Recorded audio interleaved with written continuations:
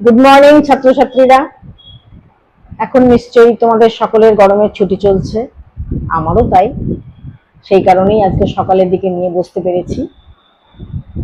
Learn biology with Shanta ma'am ব্লগে তোমাদের সকলকে স্বাগত। আবারও চ্যাপ্টার 1-এর বাকি কোশ্চেন অ্যান্সার নিয়ে আমি তোমাদের সঙ্গে আলোচনা করব। একটা কথা তোমাদের বলি, আমি প্রায়শই আমার স্কুলেও আমি দেখেছি ছেলেমেয়েরা বইটা কিছুতেই তোমরা পড়তে চাও না, অথচ প্রত্যেকটা চ্যাপ্টার যদি খুঁটিয়ে রিডিং পড়ে যাও, আমার মনে হয় না যে তোমাদের কোনো প্রশ্ন উত্তর দিতে অসুবিধে হয় বা হবে। যারা একদমই পড়তে চাও না, আমি তাদের জন্য আমার এই ব্লগ আরো বেশি করে করা, কারণ আমি প্রত্যেকটা চ্যাপ্টার ধরে যত ধরনের প্রশ্ন উত্তর হয় আমি সিলেক্ট করে নিয়ে এসেছি। তোমরা এগুলোও যদি বাড়িতে 2-3 বার করে পড়ো, তোমরা কিন্তু ঠিকই পরীক্ষায় উত্তীর্ণ হয়ে যাবে। সুতরাং চলো আমরা পরের প্রশ্নগুলো নিয়ে আলোচনা করি। আগের দিন আমরা কি নিয়ে বলেছি? আগের দিন আমাদের লাস্ট কোশ্চেন ছিল সুপ্রিম কমান্ডার বা সর্বোচ্চ প্রভুগ্রন্থি কাকে বলি? হাইপোথ্যালামাসকে। নেক্সট হচ্ছে মিশ্র গ্রন্থি কাকে বলে? মিশ্র গ্রন্থি কাকে বলে এবং কেন বলে? এর থেকে নিঃসৃত হরমোনদের নাম লেখো। এটা কিন্তু একটা ভীষণ ইম্পর্টেন্ট একটা কোশ্চেন।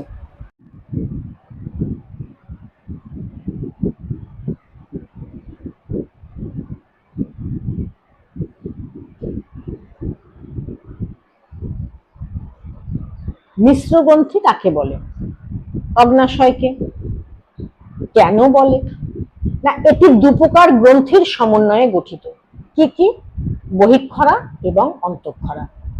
এই দুটো গ্রন্থির কোষ নিয়েই এই অগ্নাশয় গঠিত বলি একে আমরা মিশ্র গ্রন্থি বলি। এর থেকে নিঃসৃত হরমোনদের নাম দেখো। এবার অগ্নাশয় অন্তঃক্ষরাতে দু ধরনের কোষ আমরা দেখতে পাই। কি কি? বিটা কোষ আর আলফা কোষ। বিটা কোষ থেকে বেরোয় ইনসুলিন এবং আলফা কোষ থেকে বেরোয় গ্লুকাগন।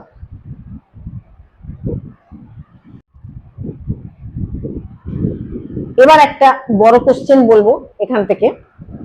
ইনসুলিন ও গ্লুকাগন উভয়ের বিপরীত দিকে কাজ করে। উক্তিটি ব্যাখ্যা করো। কোশ্চেনগুলো কিভাবে হয় আমি সেগুলো তোমাদের বলছি। ইনসুলিন গ্লুকোজকে গ্লাইকোজেনে পরিণত করে রক্তে শর্করা বা গ্লুকোজের পরিমাণটা কমিয়ে দেয়। ঠিক গ্লুকাগন তার উল্টোটাই করে। রক্তে গ্লুকোজের পরিমাণ কমে গেলে গ্লাইকোজেন তখন বিশ্লিষ্ট হয়ে রক্তে গ্লুকোজের পরিমাণকে ফিরিয়ে দেয়। সুতরাং ইনসুলিন রক্তের গ্লুকোজকে কমিয়ে দেয়, আর গ্লুকাগন ঠিক তার উল্টোটা, রক্তে শর্করার পরিমাণ বাড়িয়ে দেয়। সুতরাং উক্তিটির যথার্থতা আমরা পেয়ে গেলাম, দুজনেই উভয়ের বিপরীত দিকে কাজ করছে। নেক্সট হচ্ছে আপদকালীন বা জরুরিকালীন বা সংকটকালীন হরমোন কাকে বলে? ইংলিশে ইমার্জেন্সি হরমোন কাকে বলে? না, অ্যাড্রিনালিন হরমোনকে আমরা এই আপদকালীন বা জরুরিকালীন বা সংকটকালীন বা ইমার্জেন্সি হরমোন আমরা বলি। এটা কখন, কেন এটাকে এরকম বলা হচ্ছে তাকে? না, রাগ, ভয়, দুশ্চিন্তা, আনন্দ, এই সমস্ত যখন আমাদের আবেগগুলো যখন আমাদের শরীর থেকে হয় বা শরীরে হয়, এই হরমোন তখন তাড়াতাড়ি ক্ষরিত হয়ে সেই সময়কার যে অবস্থাটা তখন সে মোকাবিলা করে। যেমন ধরো, আমরা অনেক সময় বলে থাকি না যে বয়স্ক মানুষদের কোনো মৃত্যু সংবাদ বা কোনো দুর্ঘটনার সংবাদ আমরা চট করে দিতে বারণ করি। কেন কি? না, একটু বয়স্ক মানুষদের এই ধরনের হরমোন ক্ষরণে পরিমাণও অনেকটা কমে যায়। হঠাৎ যদি একটা কোনো খবর শুনি, তখন সেই সময়ের পরিবেশটা মোকাবিলা করতে সাহায্য করে কিন্তু আমাদের এই হরমোন। এই জন্য একে আমরা বলছি জরুরিকালীন। খুব দ্রুত সেখান থেকে নিঃসৃত হয় এবং পরিস্থিতি মোকাবিলা করে। আবার যেই পরিস্থিতি স্বাভাবিক হয়ে যায়, আবার সেই হরমোন কাজও, হরমোন ক্ষরণের হারটাও তখন সেখান থেকে কমে যায়। তাহলে এই হরমোনটা কি হরমোন? Adrenaline hormone. তাহলে এক কথায় কাকে আপদকালীন হরমোন বলছি? অ্যাড্রিনালিন হরমোনকে আমরা আপদকালীন হরমোন বলছি। এটা কোথা থেকে নিঃসৃত হয়? না, এই হরমোন অ্যাড্রিনাল গ্রন্থি থেকে নিঃসৃত হয়। আগে আমি বলেছি এই অ্যাড্রিনাল গ্ল্যান্ডটা কোথায় অবস্থিত? না, আমাদের বৃক্ক বা কিডনির ঊর্ধ্ব প্রান্তে দুপাশে এই গ্ল্যান্ড অবস্থিত। এর থেকে নিঃসৃত হরমোনগুলি কি কি? একটা হচ্ছে অ্যাড্রিনালিন আর একটা হচ্ছে নর অ্যাড্রিনালিন। এই দুই প্রকার হরমোন এখান থেকে বেরোয়। নেক্সট চলো, টেস্টোস্টেরন কোথা থেকে, টেস্টোস্টেরন কোথা থেকে নিঃসৃত হয় এবং এর কাজগুলি বর্ণনা করো। তো টেস্টোস্টেরন একটা যৌন উদ্দীপক হরমোন। এটি পুরুষের জনন গ্রন্থি শুক্রাশয় থেকে এই হরমোনটি নির্গত হয় বা নিঃসৃত হয়। এর কাজ কি? পুরুষের যৌনাঙ্গের পরিবর্তন করা আর প্রস্টেট গ্রন্থিকে বৃদ্ধি করা। আর তাছাড়া কি কি হয় না, পুরুষের গৌণ যে যৌন লক্ষণ, যেমন ধরো একটু বড় হলে তোমাদের গলার স্বর পরিবর্তন হওয়া, গলা ভারী হয়ে যাওয়া, গোপদাড়ি গজানো, এইগুলো হচ্ছে তোমার এই টেস্টোস্টেরন হরমোনের কাজ। ঠিক নির্দিষ্ট সময়ে তারা নিঃসৃত হয়ে এই লক্ষণগুলি প্রকাশ করতে সাহায্য করে। কোন হরমোনের প্রভাবে স্ত্রীদের স্তন গ্রন্থি বিকাশে সাহায্য করে? কোন হরমোন স্ত্রীদের স্তন গ্রন্থি বিকাশে সাহায্য করে? না, ইস্ট্রোজেন। স্ত্রী দেহ থেকে কি কি হরমোন নিঃসৃত হয় এবং তাদের কাজগুলি উল্লেখ করো। স্ত্রী দেহ থেকে কি কি হয়? ইস্ট্রোজেন আর প্রোজেস্টেরন। ইস্ট্রোজেনের কাজ কি? ডিম্বথলিতে ডিম্ব উৎপাদন করা আর মেয়েদের যে ঋতুচক্র যেটা হয় প্রত্যেক মাসে মাসে, সেই আবর্তনটাকে ঠিক নিয়মিত করা। আর প্রোজেস্টেরনের কাজ কি? না, স্ত্রী দেহে প্লাসেন্টা বা অমরা গঠন করে এবং গর্ভাবস্থায় ভ্রূণের বৃদ্ধি ও পুষ্টিতে ভীষণভাবে সাহায্য করে। তাহলে এটা একটা বড় 5 নম্বরের কোশ্চেন হতে পারে যে স্ত্রী দেহ থেকে কি কি হরমোন নিঃসৃত হয়, তাদের কাজ তা বলো। এইভাবে একটা বড় কোশ্চেন হতে পারে। এবার দেখো ডিফারেন্স কি হতে পারে এই চ্যাপ্টার থেকে। এন্ডোক্রিন গ্ল্যান্ড এবং এক্সোক্রিন গ্ল্যান্ড, এটা একটা ডিফারেন্স হবে। এন্ডোক্রিনটা কি? না, এন্ডোক্রিন গ্ল্যান্ডে কোনো নালী থাকে না। বিনা নালীতেই এখান থেকে হরমোন সরাসরি রক্তে প্রবেশ করে। এক্সোক্রিন ঠিক তার উল্টো, এখানে নালীর মাধ্যমে রস বাহিত হয়। এর থেকে খরিত পদার্থ হলো, এন্ডোক্রিন গ্ল্যান্ড থেকে যে পদার্থ নির্গত হয় সেটাকে আমরা কি বলি? হরমোন। আর এর থেকে খরিত পদার্থ কি কি? বহিঃক্ষরা গ্রন্থি থেকে যেগুলো বেরোয় বা এক্সোক্রিন গ্ল্যান্ড থেকে যেগুলো বেরোয় সেগুলো কি কি? যেমন আমাদের ঘাম, মায়ের দুধ, বিভিন্ন লালা রস এবং অগ্নাশয়ের উৎসেচক পূর্ণ রস, এগুলো বহিঃক্ষরা গ্ল্যান্ড থেকে বেরোয়। 3 নম্বর, এর গ্রন্থিগুলো কি কি? কয়েকটা এন্ডোক্রিন গ্ল্যান্ডের নাম কি বলতে হবে? পিটুইটারি আর অ্যাড্রিনাল। এক্সোক্রিন কোনটা? লালা গ্রন্থি এবং স্তন গ্রন্থি। এই হয়ে গেল ডিফারেন্স। মেইন ডিফারেন্স এটা। মেইন ডিফারেন্স কি?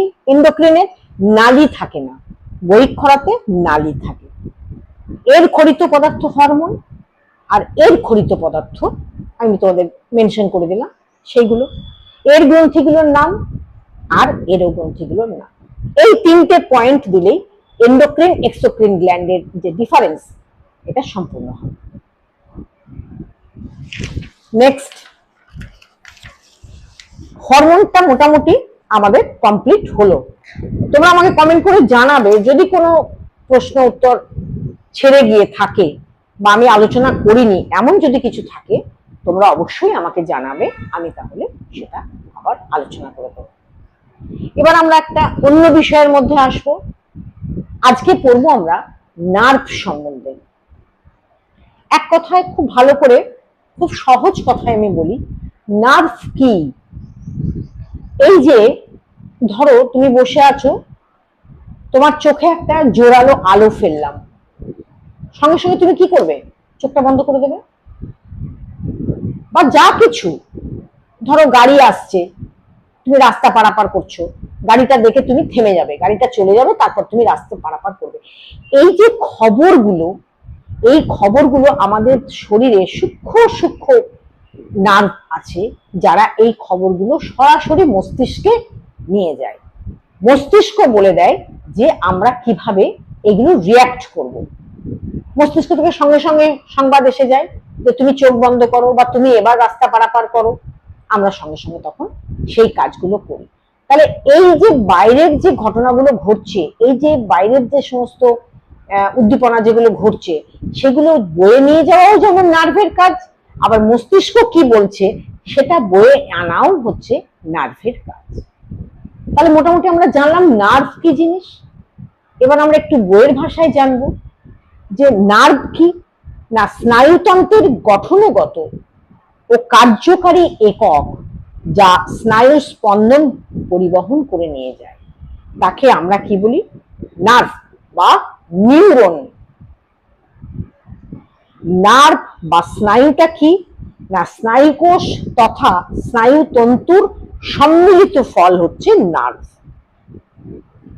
স্নায়ুকেন্দ্র থেকে গৃহীত সারা নিউরনের মাধ্যমে আমাদের শরীরের বিভিন্ন পেশি বা গ্রন্থিতে পৌঁছে যায় এবং সেখানে তারা উদ্দীপিত হয়ে সাড়া প্রদান করে। তাহলে নার্ভ কি আমরা জানলাম এক কথায়, এখানে আর বেশি কিছু বলার আমাদের দরকার নেই। এবার আমরা চলে যাই ছোট কোশ্চেন গুলোতে। মানুষের কত জোড়া করোটি স্নায়ু আছে? এটা প্রায় দেয় 12 জোড়া, 12 পেয়ার্স। সবচেয়ে দীর্ঘতম করোটি স্নায়ু কোনটি? ভেগাস। কোনটা? ভেগাস। নিউরো ট্রান্সমিটার কি জিনিস না, যেসব রাসায়নিক পদার্থ এক নিউরন থেকে অপর নিউরনে প্রবাহিত করে তাকে নিউরো ট্রান্সমিটার বলে। এটা কে করে? এরকম একটা নিউরো ট্রান্সমিটারের নাম হচ্ছে অ্যাসিটাইল কোলিন। একটা নিউরন থেকে আরেকটা নিউরনে খবরটা বয়ে নিয়ে যায়। নিউরো হরমোন কি? নিউরো হরমোনের নাম লেখো না, স্নায়ুকোষ থেকে যে হরমোন গুলো নিঃসৃত হয় তাকেই আমরা নিউরো হরমোন বলছি। নার্ভ থেকে যে হরমোন বেরোবে সেটাই নিউরো হরমোন। যেমন এডিএইচ, এডিএইচ এর পুরো নাম কি? Anti diuretic hormone. হলো। এবার একটা প্রশ্ন দেয় খুব, সাইন্যাপস কি? আচ্ছা, তার আগে একটা কথা বলি, তোমাদের প্রত্যেক বছর ড্রয়িং কিছু আসে, এই প্রথম চ্যাপ্টার থেকে ড্রয়িংটা মূলত বেশি দেয়। যেমন ধরো চোখ আর থাকে তোমাদের নিউরন, অল্টারনেট করে আসে, কোনো বছর চোখ কোনো বছর নিউরন। তোমরা ধরো গত বছর যদি চোখ এসে থাকে তাহলে এবছরের জন্য নিউরন করবে, আর যদি গত বছর নিউরন এসে থাকে তাহলে এবছরের জন্য চোখ। কিন্তু আমি বলবো বেস্ট হয় দুটোই তোমরা দেখে যাবে, বলা যায় না যে কোনোবার রিপিটে করে দিতে পারে, কিন্তু এ দুটো আসবেই, আঁকা মাস্ট। একটা 5 নম্বরের বড় কোশ্চেন, নিউরনের ছবি সচিত্র বর্ণনা করে বিভিন্ন, ওরা হয়তো বলে দিল যে এই এই অংশগুলো তোমরা চিহ্নিত করে দেখাও, তোমরা সেইগুলো দেখালে। চোখের ক্ষেত্রেও তাই, সচিত্র বর্ণনা করে ওরা হয়তো বলে দিল এই এইগুলো দেখাও, তোমরা সেইগুলো তোমরা দেখাবে। এবার চলো ছোট কোশ্চেন গুলো আবার বলি। সাইন্যাপস কি? সাইন্যাপস হলো শারীরবৃত্তীয় কপাটিকা, এরকম একটা কথা আমাদের আছে। এইরকম কথা কেন বলা হয় তার কারণটা দেখো। সাইন্যাপস কি না, দুটো নিউরন তার সংযোগস্থল, একটা নিউরনের শেষ এবং অপর নিউরনের শুরু, যে মাঝখানটা যে জায়গাটা, সেইটাকে আমরা বলছি সাইন্যাপস। সাইন্যাপসের বিশেষ গঠনের জন্য এই অংশে স্নায়বিক উদ্দীপনা একই মুখে প্রবাহিত হয়, তাকে আমরা এই জন্য শারীরবৃত্তীয় ভাল্ব বলে। আমি একটু এটাকে বিশদে বলি। তোমরা জানো, যখন আমাদের রক্ত অলিন্দ এবং নিলয়ের মাধ্যমে যখন প্রবাহিত হয়, অলিন্দ থেকে যখন রক্ত নিলয়ে ঢোকে, সেই রক্ত কিন্তু আবার পেছন দিকে অলিন্দিত কিন্তু ফিরে যায় না। তার কারণ কি না, ওখানে কপাটিকা বা ভাল্ব যেগুলো থাকে, একবার রক্ত ঢুকে গেলে ভাল্বটা বন্ধ হয়ে যায়, তাই তাদের আর সুযোগ থাকে না যে দ্বিতীয়বার তারা ফিরে যাবে। ঠিক এখানেও এই সাইন্যাপসকে এই কথা কেন বলা হচ্ছে না, সাইন্যাপসের যে উদ্দীপনা সেগুলো সামনের দিকেই এগিয়ে যায়, পিছনে কিন্তু আর তারা ফিরে যায় না। এই কারণেই একে আমরা শারীরবৃত্তীয় ভাল্ব বলছি। এবার একটা তফাৎ এখান থেকে আসতে পারে। নিউরনে কি কি অংশ আছে আমরা জানি না। নিউরন যখন আমরা সচিত্র আঁকবো বা আমি যদি একে দেখাইও, আমি একে দেখিয়ে দিই তাহলে একটু বেশি ভালো হবে।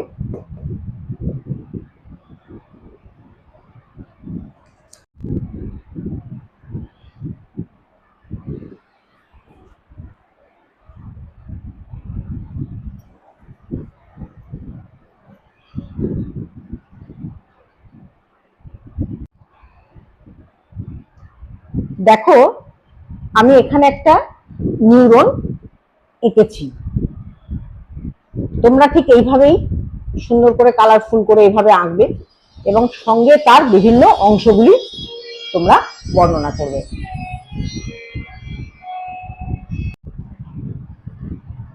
আচ্ছা, আমি নিউরনের যে কোষ দেহটা, এটা তোমরা অনেক সময় আঁকতে পারো না। আমি আমার ক্লাসের ছেলে মেয়েদেরও দেখেছি, ওরা কি করে কোষ দেহটা আঁকবে সহজে আমি তোমাদের দেখিয়ে দিচ্ছি। দেখো কিভাবে কোষ দেহটা আঁকবে। প্রথমে একটা এরকম গোল, একটা এরকম রাউন্ড শেপের একটা এটা করে নেবে। ঠিক এই বরাবর ব্যাপারটাকে এইভাবে নিয়ে যাবে, এই যে, তারপর আবার এই যে,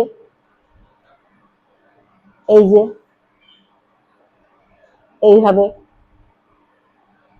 তাহলে হবে কি, একদম পারফেক্ট জিনিসটা আসবে। এইবার করলে কি তোমরা এই যে এইগুলো এবার মুছে দিলে, দেখো তোমাদের কোষ দেহ তৈরি হয়ে গেল। খুব সহজেই তোমাদের এটা তৈরি হয়ে যাবে। এরপর তোমরা আস্তে আস্তে যেভাবে আঁকা আছে সেভাবে তোমরা নিশ্চয়ই আঁকতে পারবে। এবার নিউরনের বিভিন্ন অংশগুলি আমি বলি। এটা প্রথমেই আছে কোষ দেহ। কোষ দেহের মধ্যে কি কি আছে না, প্রথমেই আছে নিউক্লিয়াস।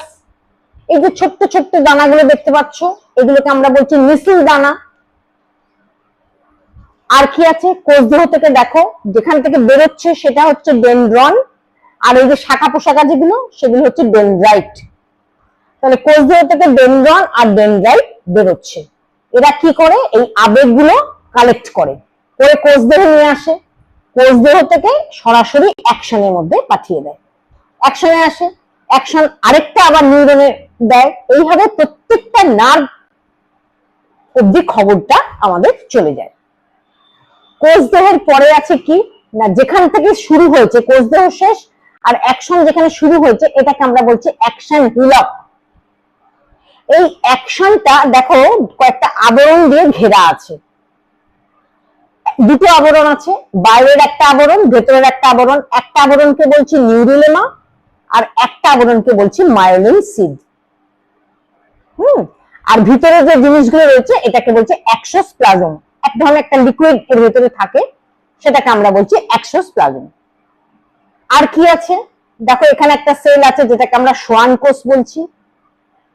আর এটা তো পুরোটাই তোমরা দেখতে পাচ্ছ অ্যাকশন। এই মাঝখানের একটা খাঁজ, এটাকে বলছে র্যানভিয়ার পর্ব। মোটামুটি নিউরন আঁকতে দিয়ে তোমাদেরকে এইগুলোই কিন্তু লেবেল করতে তোমাদের দেবে। এই কথা মোটামুটি তোমরা লেবেল করলেই কিন্তু তোমরা পেয়ে যাবে।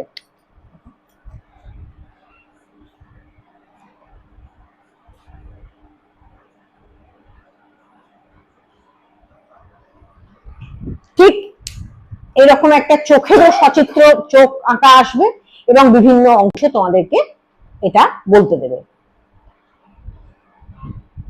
তাহলে আজকে আমরা এইভাবে এই অবধি শেষ করলাম। এই আঁকাটা তোমরা প্র্যাকটিস করো, পড়ো, ব্রড কোশ্চেন পড়ো, এবং শুধু পড়া না, তার সঙ্গে কিন্তু কি পড়লে, আমার কথাগুলো শোনো কান দিয়ে, শুনে তারপর তোমরা সেগুলো খাতায় না দেখে লিখে লিখে লিখে লিখে প্র্যাকটিস করো। শুধু পড়লে কিন্তু হবে না, কানে শোনো, নিজেরা লেখো। তাহলে হবে কি, পরীক্ষার হলে তোমাদের হাতটা চলবে। তার সঙ্গে আঁকাটাও প্র্যাকটিস করো। হ্যাঁ, এবং আমাকে কিন্তু কমেন্ট করে জানাতে ভুলো না তোমরা কিরকম ভাবে পড়ছো, বা কোনো অসুবিধে হলে সেটাও আমাকে কমেন্ট করে জানাও। তাহলে আজকে এই অবধি রাখি, আবার পরের দিন আরেকটা অধ্যায় নিয়ে তোমাদের সঙ্গে আলোচনা করব।